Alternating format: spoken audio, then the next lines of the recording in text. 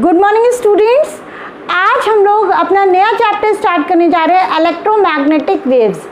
ठीक है, electromagnetic waves.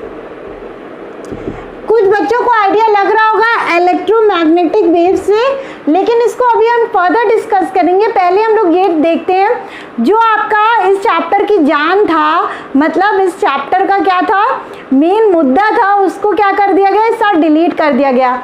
और उसको समझने में दिक्कत भी होती है कई बच्चों को, तो कुछ प्रॉफिट इसमें हुआ है आप लोगों का। लेकिन मेन मुद्दा ये है कि इसका जो मेन टॉपिक था डिस्प्लेसमेंट करंट, उसको हटा दिया गया। ठीक है, इस साल के लिए अभी तो हटा दिया गया है। तो अब हम लोग क्या करने जा रहे हैं, अभी इलेक्ट्रोमैग्नेटिक वेव्स देखते हैं। पहले हम लोग क्या करेंगे, मैक्सवेल्स की इक्वेशन देख लेते हैं।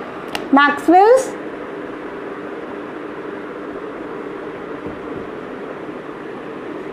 इक्वेशंस। तो बात ये आती है, आप लोग इसे हेडिंग डाल लीजिएगा। इसमें हम लोग क्या क्या देखेंगे, इसको नोट डाउन कर लेते हैं। पहला हम लोग देखेंगे Gauss law of electricity. Gauss law of electricity, ठीक है, ये क्या है, मैक्सवेल्स फर्स्ट इक्वेशन। इसी को क्या बोलते हैं, मैक्सवेल फर्स्ट इक्वेशन। ठीक है, इसके बाद हम लोग क्या देखेंगे, देखिएगा गॉस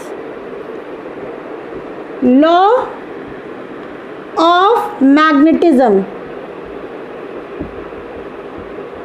ठीक है, इसमें ही मैक्सवेल्स इक्वेशन में चार आपकी इक्वेशन आती है। पहले हम लोग पढ़ेंगे Gauss law of electricity, next देखेंगे Gauss law of magnetism.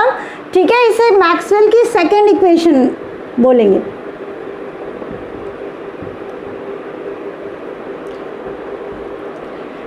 Third हम लोग क्या पढ़ेंगे, देखिएगा फैराडेज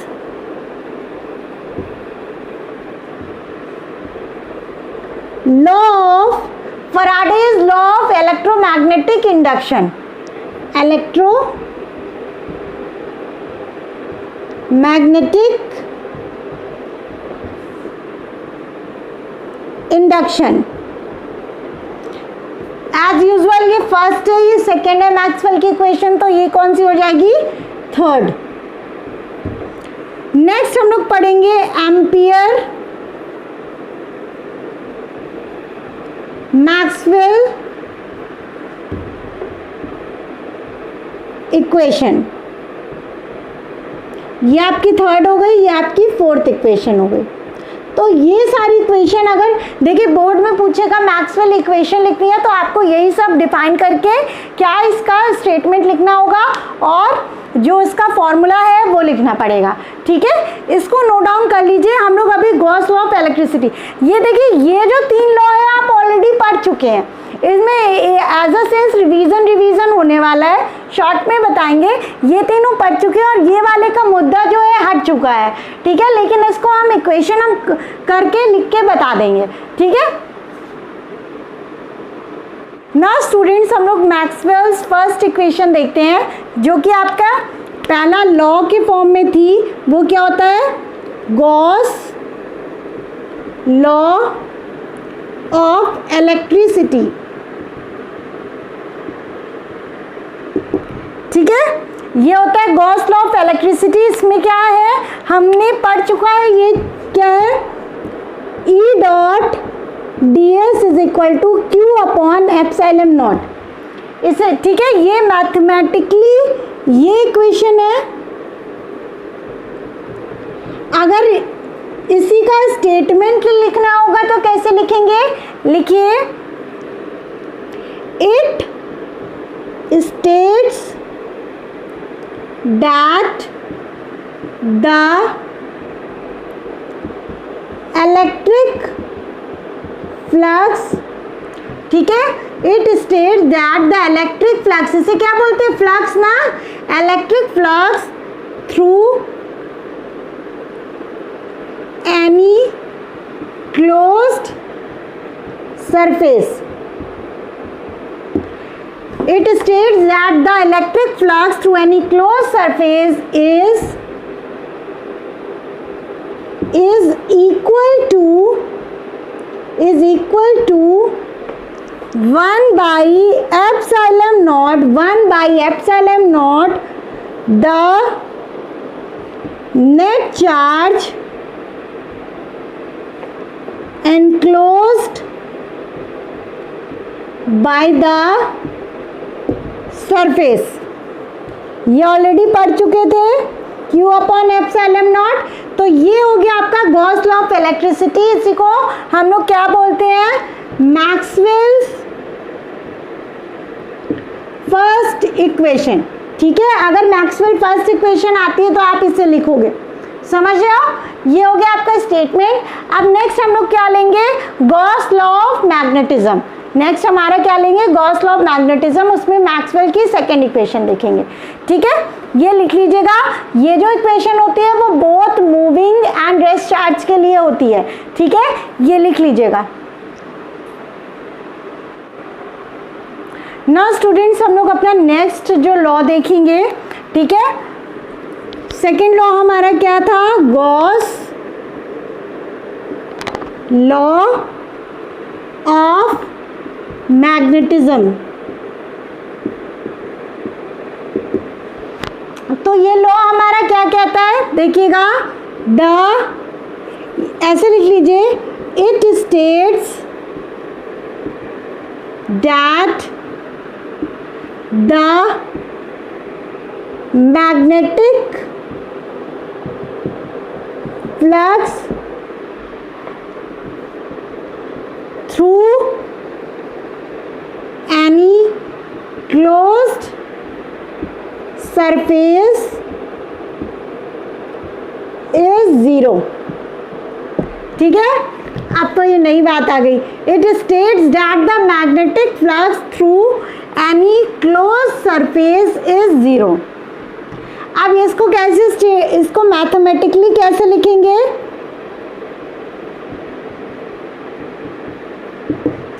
इसको लिखेंगे D dot ds is equal to 0। समझ गए। अब ये ऐसा क्यों होता है, आप ध्यान दीजिएगा। आपका जो पोल होता है वो क्या होता है, फ्री नहीं एग्जिस्ट करता है। अगर नॉर्थ है तो साउथ भी होगा। अगर क्लोज सरफेस ले रहे हो तो ये क्लोज लूप बना रही है। ठीक है, ये क्लोज लूप बना रही है। इसका मतलब क्या होता है कि ये क्या हो जाएगा, जो नेट लाइन ऑफ फोर्स होगा, मैग्नेटिक लाइन ऑफ फोर्स हो जाएगा, वो 0 हो जाता है। समझ रहे हो, ये इसलिए क्योंकि इससे ये सिग्निफाई क्या करता है, लिख लो, सिग्निफाइज, ये लॉ सिग्निफाई क्या करता है, ये सिग्निफाई करता है magnetic poles do not exist freely। और या तो इसे और कैसे लिख सकते हो, free magnetic poles do not exist. हमने कहा ये चीज ऑलरेडी क्लियर कर चुकी है। मान लीजिए आपने एक बड़ा सा मैग्नेट ले लिया, मजाक कर रहे हैं, मैग्नेट ले लो, उसको बीच से कट करोगे तो फिर वो क्या करेगा, मान लो ये मैग्नेट लिया, इसको कट किया बीच से, ये नॉर्थ था, इसका साउथ था, तो अब क्या हो जाएगा, ये नॉर्थ हो जाएगा, ये साउथ हो जाएगा, या ये साउथ है तो ये नॉर्थ बन जाएगा। खुद से इम्प्लीमेंट कर लेता है, मतलब दोनों पोल एक साथ एग्जिस्ट करते हैं। ठीक है, ये हो गया free magnetic poles do not exist, मतलब एक नॉर्थ पोल नहीं एग्जिस्ट करेगा। अगर नॉर्थ है तो साउथ भी होगा, साउथ है तो नॉर्थ भी होगा। समझ लो, ये मुद्दा यहाँ पे है। और नेक्स्ट ये बताता है कि जो magnetic lines of force form closed loop, ये पढ़ा था ना। अब यहाँ पे देखिए, जो इलेक्ट्रिक लाइन ऑफ फोर्स होता है, ठीक है, वो पॉजिटिव से निकलती है निगेटिव तक जाती है, पॉजिटिव से निकल रही है निगेटिव में। लेकिन इसमें क्या होता है, हमने बताया था, जो बाहर होता है नॉर्थ टू साउथ क्या करती है, ट्रेवल करती है, ट्रैवल करती हैं कहाँ, गाड़ी से नहीं, north to south magnetic line of force जाती है और मैग्नेट के अंदर साउथ टू नॉर्थ, तो ये क्या बनाती है, क्लोज लूप बनाती हैं। समझ रहे हो, मुद्दा क्लियर हो रहा है। तो ये लॉ क्या सिग्निफाई करता है कि फ्री पोल नहीं एग्जिस्ट करता है, ठीक है, चाहे जितना भी जैसा भी हो, अगर नॉर्थ है तो साउथ होगा, साउथ है तो नॉर्थ होगा, ठीक है, ये चीज ये करता है। और इसी को हम लोग ने क्या नाम दिया, मैक्सवेल्स सेकेंड इक्वेशन, ठीक है, इसको नोट डाउन कर लीजिएगा। मैक्सवेल की थर्ड इक्वेशन देखेंगे, देखिएगा इसको डिफाइन कैसे करा गया है, हमारा लॉ के फॉर्म में फराडेज लॉ ऑफ इलेक्ट्रोमैग्नेटिक इंडक्शन, ये आप लोग पढ़ चुके हैं। ये लॉ क्या कहता है कि जो ईएमएफ इंड्यूस्ड होता है, ठीक है, सर्किट में, वो क्या होता है, equal to negative rate of change of flux. ये होता है आपका क्या, Faraday's law of electromagnetic induction. इसको ऐसे लिखेंगे, देखिएगा, it states that the induced EMF in the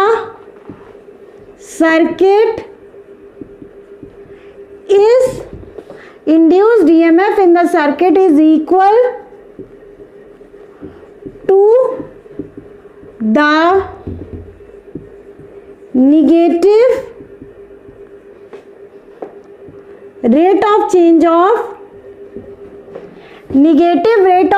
of magnetic rate of change नहीं लिखा, देखो, rate of change of magnetic flux. यही तो पढ़ा था ना कि हमारा जो ईएमएफ होता है वो -d∅b/dt होता है, मैग्नेटिक फ्लक्स लिख दिया, ठीक है, rate of change of magnetic flux negative to rate of change of magnetic flux. अच्छा, आप लोग ने एक पोटेंशियल ग्रेडियंट का हमने रिलेशन बताया था। पोटेंशियल ग्रेडियंट क्या होता है, इलेक्ट्रिक फील्ड और पोटेंशियल के बीच में रिलेशन बताया था, अगर आपको याद हो तो। अगर नहीं याद है तो प्रीवियस वीडियोस देखो अच्छे से बैठ के, हैं, पढ़ाते जा रहे हैं, पीछे का भूलते जा रहे हो, ऐसे थोड़ी ना होता, रिवाइज करो उसे। तो ईएमएफ को वहां पे उसके अकॉर्डिंग हम लोग क्या लिख सकते हैं, line integral of electric field, ठीक है, वहीं से आया है, E.dl लिख सकते हैं। देखिएगा, हमने बता दिया है आपको, पोटेंशियल ग्रेडियंट में रिलेशन बताया हुआ है, तो हम इसको ऐसे लिख सकते हैं। तो यहां से हम क्या लिखेंगे, मैक्सवेल की इक्वेशन क्या आएगी, कौन सी इक्वेशन है, थर्ड इक्वेशन।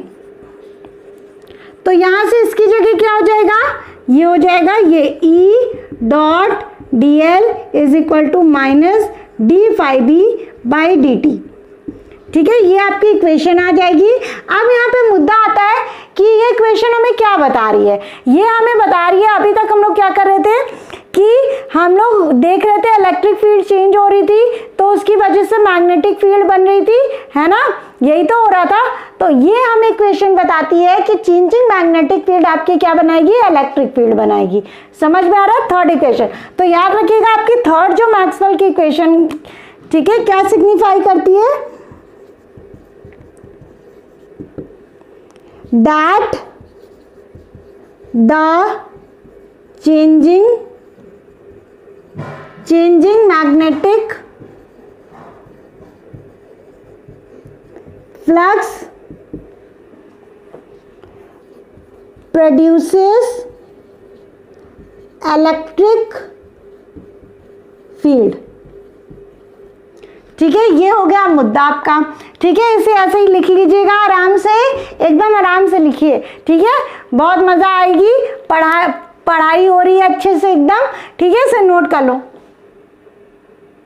हम लोग अपनी फोर्थ इक्वेशन देखेंगे, ठीक है, मैक्सवेल की फोर्थ इक्वेशन की देखने जा रहे हैं। तो तो पहले तो हम लोग इसको क्या करेंगे, ये डिफाइन करेंगे ये कौन सा लॉ होता है। फोर्थ इक्वेशन जो कि आपका बताता है, ये आपका होता है एम्पियर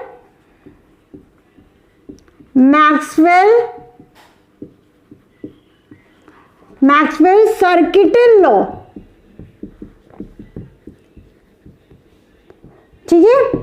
और इसको क्या बोलेंगे, एम्पियर मैक्सवेल इक्वेशन, ठीक है। जो इक्वेशन डिराइव होगी उसे क्या बोलेंगे, एम्पियर मैक्सवेल इक्वेशन। देखिए एम्पियर ने लॉ बनाया था, क्या बनाया था कि आपका म्यू नॉट आई वाला नहीं था, समेशन ऑफ आई, ठीक है। लेकिन इनको ये मंजूर नहीं हुआ, एम्पियर सर्किटल लॉ में आपका इनको मंजूर नहीं हुआ, मतलब मैक्सवेल ने उसे मॉडिफाई करा। इन्होंने क्या बताया, फिर इसे मॉडिफाई करके जो आपका लॉ बना एम्पियर मैक्सवेल सर्किटल लॉ, ये आपका क्या कहता है, the line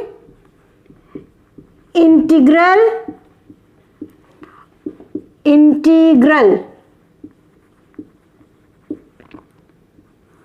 of magnetic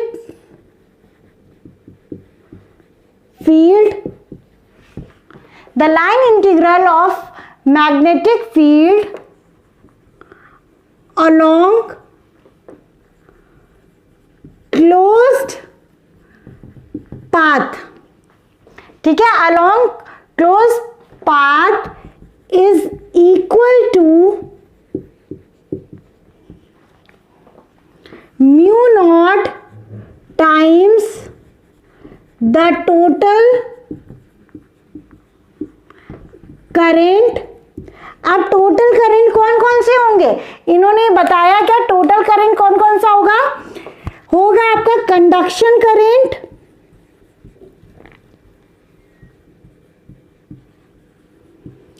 and displacement current,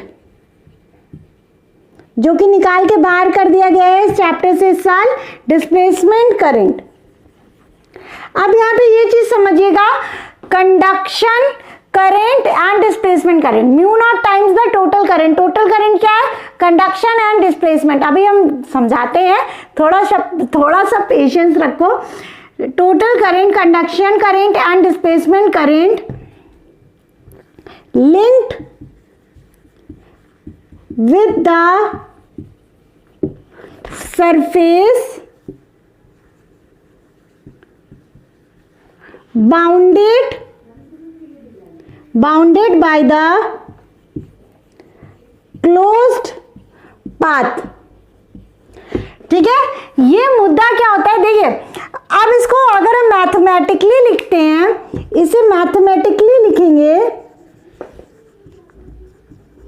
तो इसका क्या लिखेंगे, line integral of B dot D L is equal to mu not times I plus I D, समझे।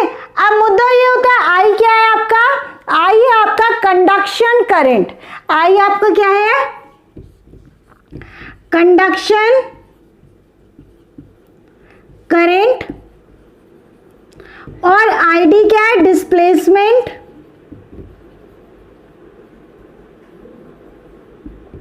करंट, ठीक है। अब बात ये आती है मैम कंडक्शन करंट और डिस्प्लेसमेंट करंट क्या है। देखिए ये आपके अभी कोर्स में नहीं है क्योंकि हम इसे ऊपर से बता देते हैं, ऊपर से, ठीक है।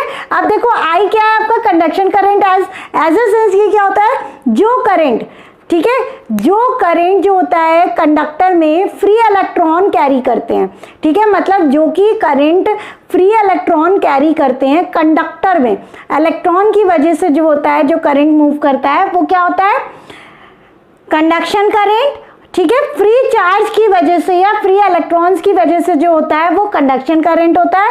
और डिस्प्लेसमेंट करंट आपका क्या होता है, चेंजिंग इलेक्ट्रिक फील्ड की वजह से आपका डिस्प्लेसमेंट करंट होता है। ये किसकी वजह से होता है, चेंजिंग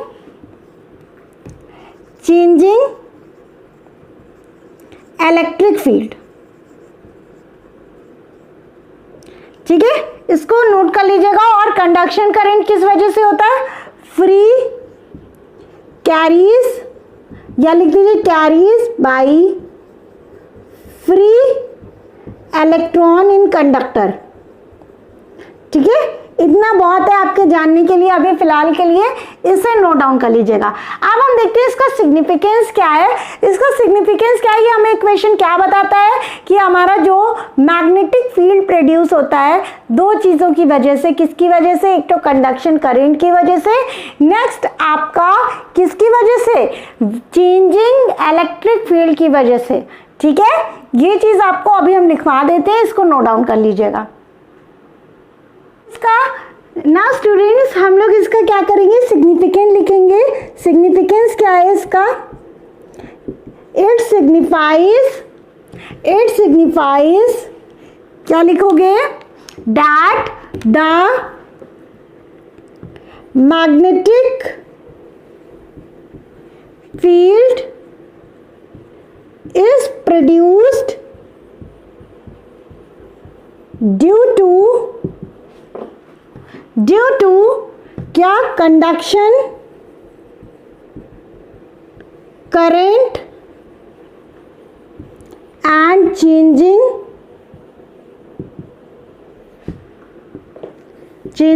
electric field। ठीक है, this is your last equation, Maxwell equation. ठीक है, ये चारों इक्वेशन इंपॉर्टेंट है, आपको डायरेक्टली आएगा कि मैक्सवेल इक्वेशंस लिखिए, तो आपको ये चारों लिखनी पड़ेगी। ठीक है, ऐसे आप लोग लिखेंगे प्रॉपर तरीके से। ठीक है, ये चीज लिख लीजिएगा। तो आपकी इक्वेशन क्या आई थी लास्ट में, B dot dl, line integral है ना, is equal to mu not times of I plus ID।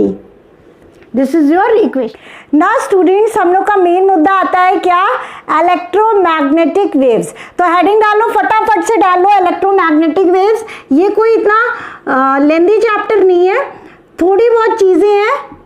ठीक है, बहुत जल्दी खत्म हो जाएगा, मे भी शायद 2 या 3 लेक्चर्स में आपका खत्म हो जाएगा। ठीक है, मैग्नेटिक वेव्स, अब आपको नाम से ही पता चल रहा है इसमें क्या, इलेक्ट्रिक और मैग्नेटिक फील्ड दोनों होगी। अब ये वेव्स कौन सी होती है, जिसमें इलेक्ट्रिक फील्ड और मैग्नेटिक फील्ड तो है, और दोनों क्या है, म्यूचुअली परपेंडिकुलर डायरेक्शन में। एज ए सेंस अगर ये इलेक्ट्रिक फील्ड इस डायरेक्शन में है, ठीक है, वाई डायरेक्शन में, तो ये आपका क्या नाम है, जेड डायरेक्शन में क्या हो जाएगा, मैग्नेटिक फील्ड। तो ये क्या करती है, साइनोसॉइडली क्या करती है, वैरी करती रहती है। अभी हम समझाते हैं, रिप्रेजेंट कैसे करते हैं वो भी दिखाएंगे। ठीक है, पहला मुद्दा क्या हो गया, दोनों पर म्यूचुअली परपेंडिकुलर होंगी इलेक्ट्रिक और मैग्नेटिक फील्ड, वैरी करती रहती हैं। दूसरा पॉइंट ये हो गया। तीसरा पॉइंट होता है कि दोनों परपेंडिकुलर हैं एक दूसरे के। ठीक है, लेकिन वो दोनों भी परपेंडिकुलर किसके हैं, direction of propagation of wave. मान लीजिए हमने ऐसे रस्सी को करा तो ये वेव बन रही है। ठीक है, प्रोपोगेट वेव कैसे कर रही है, ऐसे ऐसे कर रही है। ठीक है, अब देखिए इस डायरेक्शन में आपका क्या हो गया, प्रोपोगेशन हो गया वेव का, ये इलेक्ट्रिक फील्ड हो गई। ठीक है, अब एक और चीज क्या लेके आए, हम तो जोकर बन के रह गए हैं। ठीक है, और ये जो हो गया इधर डायरेक्शन में आपका क्या हो जाएगा, मैग्नेटिक फील्ड। ठीक है, ये मुद्दा हो गया आपका। तो अब यहाँ पे इलेक्ट्रोमैग्नेटिक वेव्स क्या होती हैं, the waves in which electric and, लग रहा इंक खत्म हो चुकी है। ठीक है, ब्लैक वाली की, the waves in which electric and magnetic field vary sinusoidally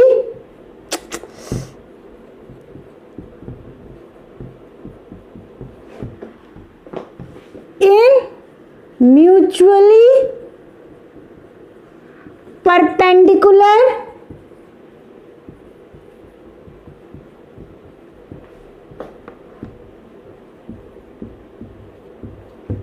direction.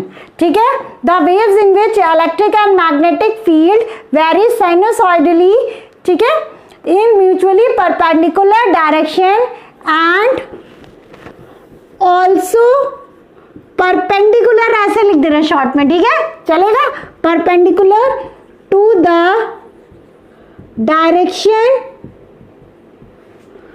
Of propagation of wave. ठीक है, अब यहाँ पे क्या करेंगे, अब इसको समझ गए, वैरी कर रही है म्यूचुअली परपेंडिकुलर। ये इलेक्ट्रिक फील्ड है, ये मैग्नेटिक फील्ड है, फिर ये मैग्नेटिक फील्ड है, फिर ये इलेक्ट्रिक फील्ड है, फिर ये मैग्नेटिक फील्ड है, ये इलेक्ट्रिक फील्ड है। समझ गए, तो ये चीज वैरी कर रही है और म्यूचुअली परपेंडिकुलर है लेकिन दोनों, ठीक है, और प्रोपगेशन के भी परपेंडिकुलर है। समझ गए, पूरा कॉन्सेप्ट बता चुके हैं, डांस करके भी आप लोगों को दिखा दिया है। अब यहाँ पे देखिएगा, तो अब इसका रिप्रेजेंटेशन कैसे करेंगे, रिप्रेजेंट कैसे करेंगे। ये मान लिया आपका y डायरेक्शन है, ये आपका z डायरेक्शन है, समझ लो। तो ये x डायरेक्शन में आपका क्या है, वेव प्रोपगेट कर रही है। ये क्या है, प्रोपगेशन ऑफ वेव। इसको नहीं लिखते हैं, अभी रुक जाइए ना तो बनाने में दिक्कत हो जाएगी, हम आगे लिख देंगे। तो अब ये ऐसे,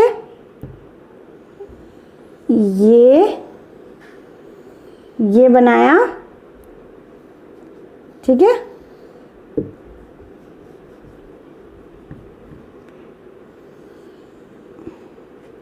इसको थोड़ा सा नीचे वाले को थोड़ा सा बेंड ऐसे करके रखिएगा, z डायरेक्शन में है ना, इसको ऐसे बनाइएगा।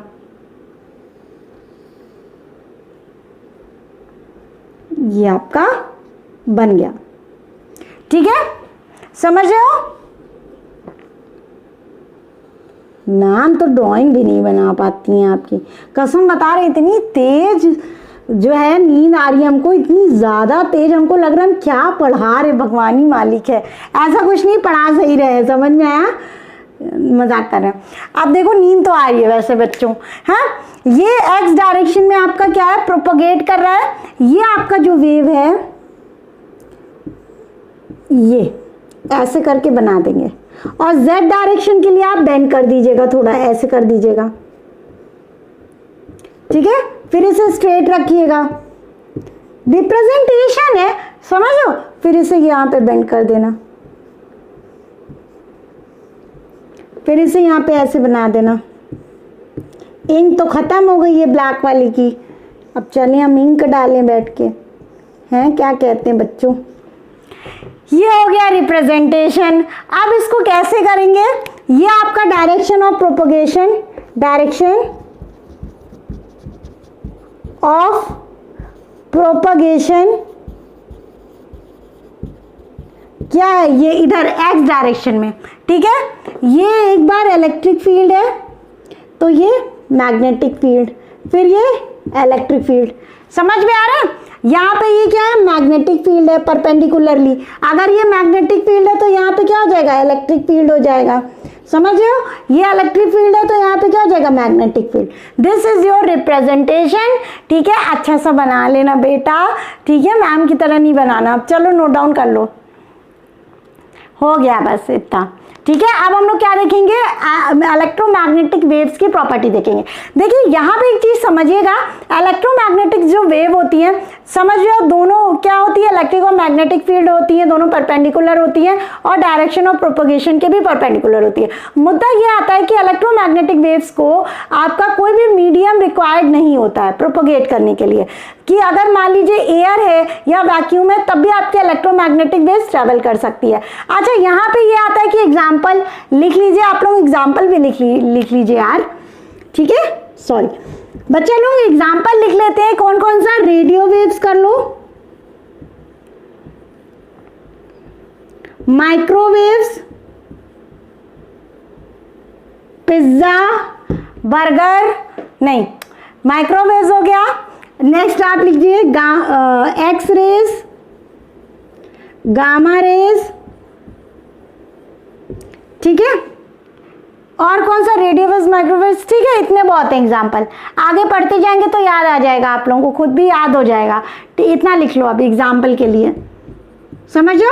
और यहाँ पे ये भी मुद्दा समझ लीजिएगा कि इसको मटेरियल मीडियम रिक्वायर्ड नहीं होता है, ये वैक्यूम में भी ट्रैवल करती है इलेक्ट्रोमैग्नेटिक वेव, ठीक है। ये नोट डाउन कर लीजिए।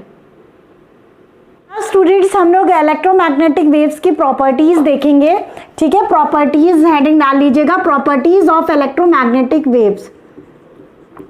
देखिए जो लाइट होती है हमारी इटसेल्फ क्या होती है, इलेक्ट्रोमैग्नेटिक वेव्स होती है जो कि ट्रांसवर्स इन नेचर होती है, ये भी याद रखिएगा, ठीक है। मैक्सवेल ने ये बताया लाइट इटसेल्फ क्या है, इलेक्ट्रोमैग्नेटिक वेव है, ठीक है। अब बात आती है प्रॉपर्टी। पहली प्रॉपर्टी क्या होती है, electromagnetic waves magnetic waves are produced due to accelerated charge, ठीक है। क्या होता है, चार्ज की जो वेलोसिटी, मूविंग चार्ज है उसकी वेलोसिटी का जो चेंज होता रहता है उसकी वजह से आपका क्या होता है, इलेक्ट्रोमैग्नेटिक वेव्स बनती हैं। अब यहाँ पे सेकेंड पॉइंट आपका क्या कहता है, पहला तो मुद्दा ये हो गया, सेकेंड मुद्दा क्या कहता है, इट, जैसे कि बता चुके हैं, does not require any material medium, it does not require any material medium to propagate. That means it can propagate in vacuum also. मतलब ये कोई भी मीडियम नहीं हो तब भी ये वेव प्रोपोगेट हो सकती है, मतलब चल सकती है एक जगह से दूसरी जगह, ऐसा कुछ नहीं है, ठीक है, मतलब फ्लो कर सकती है। अब यहाँ पे बात आती है ये नेक्स्ट आपका जो पॉइंट, ए पॉइंट हो गया, बी पॉइंट हो गया, तो सी है ना। सी पॉइंट आपका क्या कहता है कि हमारा जो इलेक्ट्रोमैग्नेटिक वेव्स होता है वो किस स्पीड से चलती है, स्पीड ऑफ लाइट से। तो लिख लीजिए ईएम वेव्स कर दे, electromagnetic waves travels with the electromagnetics travels with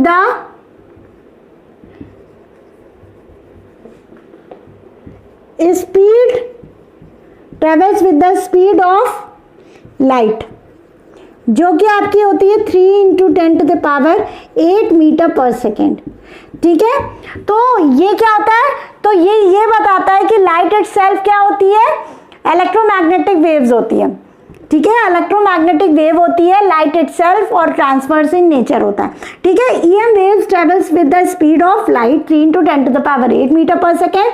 और इसका रिलेशन क्या दिया गया है, रिलेशन दिया गया है, देखिए यहाँ पे ध्यान दीजिएगा, इंपॉर्टेंट है ये दिया है कि C इज इक्वल टू क्या होता है, 1/√μ0 epsilon naught, this is your relation, ठीक है, this is your relation. C की वैल्यू जो आती है इससे आती है, तो ये इंपॉर्टेंट है, हम बार बार बोल रहे हैं इस रिलेशन को याद रखना।